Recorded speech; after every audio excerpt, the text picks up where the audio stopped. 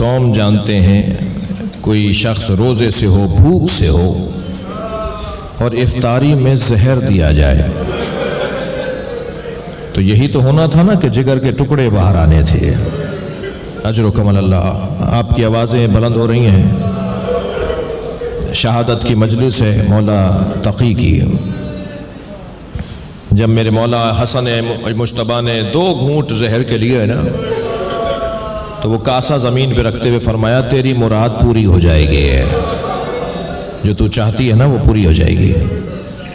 یہی کیفیت عزادارو مولا محمد تقی کی ہے۔ امام کو زہر دیا ہے زوجہ نے، اور امام کم سن ترین امام 28 سال میں شہید ہو رہے ہیں۔ کم سن ترین امام ان سے کم عمر کوئی امام شہید نہیں ہوا۔ اور مولا کو جب شہید کر دیا گیا تو امام علی نقی نے غسل و کفن دیا، اور غسل و کفن دے کر جب جنازہ اٹھا تو جنازے میں ایک بڑی تعداد تھی جو شریک تھی، مگر چاہنے والوں نے دیکھا کہ امام علی نقی کی آنکھوں میں آنسو ہیں جو رک نہیں رہے، تو ایک چاہنے والے نے بڑھ کر کہا مولا آپ صابر امام ہیں، تو فرمایا میں اپنے بابا کے جنازے پہ اس لیے رو رہا ہوں کہ ایک جنازہ کربلا میں 3 دن بے گور و کفن رہا، کوئی نہ تھا جو میرے جد حسین کے جنازے کو دفناتا۔ اجرکم اللہ۔ آپ کی آوازیں بلند ہیں، اللہ آپ کو اس کا اجر و ثواب عطا فرمائے۔ امام محمد تقی کے جنازے میں لوگ شریک تھے، انہیں قبر کے حوالے کیا گیا۔ آج مزار ہے کاظمین میں مولا تقی کا، لیکن عزادارو سلام ہو اس بیٹے پر جو بابا کے جنازے پر آیا ہے اور جنازہ پہچانا نہیں جا رہا ہے۔ میرے مولا حسین پر اتنے گھوڑے دوڑائے گئے، اجرکم اللہ، اجرکم اللہ۔ خدا کسی غم میں نہ رلائے سوائے غم اہل بیت میں رونے رلانے والوں میں قرار دے۔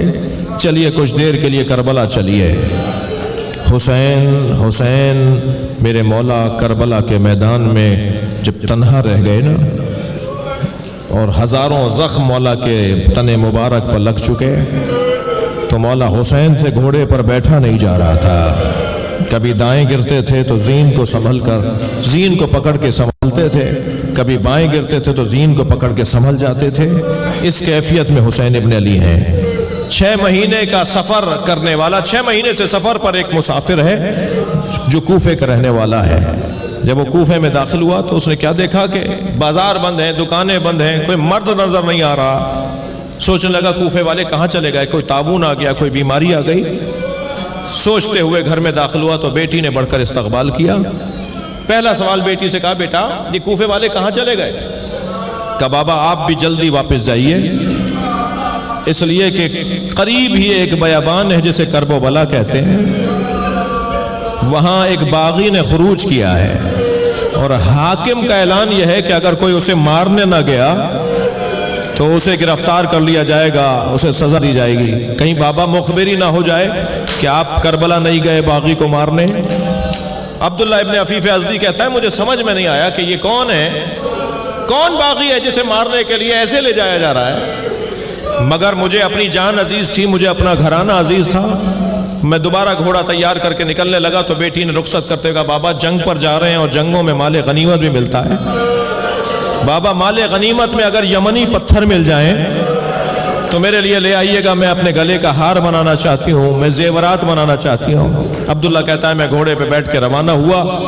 جب میں کوفے سے نکلا تو ایک علیحدہ تاریخ تھی، لیکن جب کربلا پہنچا تو عصر عاشور تھا، عاشور کا دن تھا اور عصر کا وقت تھا۔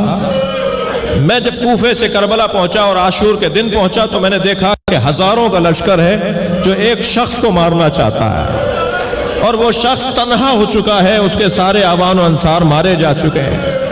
اس کی کیفیت یہ ہے کہ اس کا امامہ کھل کے گردن میں آ گیا ہے، اس کے بدن پر سینکڑوں زخم لگ چکے ہیں، مگر اس کا روب اتنا ہے، اس کا جلال ایسا ہے، وہ جہاں گھوڑا موڑتا ہے فوجیں بھاگنے لگتی ہیں۔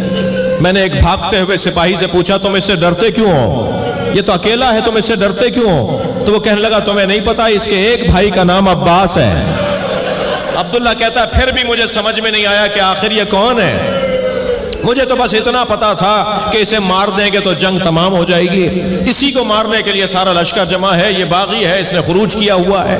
عبداللہ کہتا ہے میں نے اپنا گھوڑا ہے ان کے گھوڑے کے پیچھے لگایا، وہ آگے جا رہے تھے، میں آہستہ آہستہ ان کے قریب ہوتا چلا گیا، چند ذرہ کا فاصلہ رہ گیا تھا، چند ہاتھوں کا فاصلہ رہ گیا تھا، میں نے دیکھا ان کا گھوڑا آگے ہے اور میں پیچھے ہوں، مجھے محسوس ہوا کہ میں حملہ کر کے انہیں مار سکتا ہوں، میں نے جیسے ہی تلوار نکال کے ارادہ کیا کہ گھوڑے کو ایڑ لگاؤں، انہوں نے مڑ کر مجھے دیکھا اور کہا عبداللہ قریب آؤ۔ میرے ہاتھ پیر کانپنے لگے، یہ کون ہے جو میرے نام سے مجھے پکارتے ہیں؟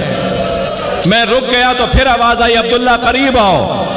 میں نے آگے بڑھنے سے گریز کیا، خوف آ رہا تھا مجھے، تو انہوں نے ہاتھ سے انگوٹھی اتاری اور کہا یہ عقیق یمنی ہے، اپنی بیٹی کو جا کے دینا اور کہنا میں باغی نہیں ہوں، میں زہرا کا لال حسین، اجرکم اللہ اجرکم اللہ۔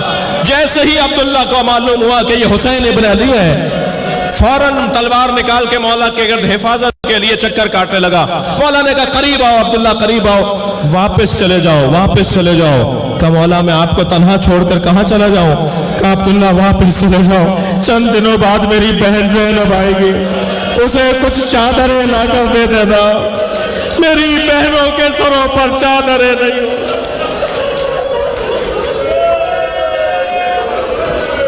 اللہ لعنت اللہ علی قوم الظالمین فسيعلم الذين ظلموا أي منقلب ينقلبون۔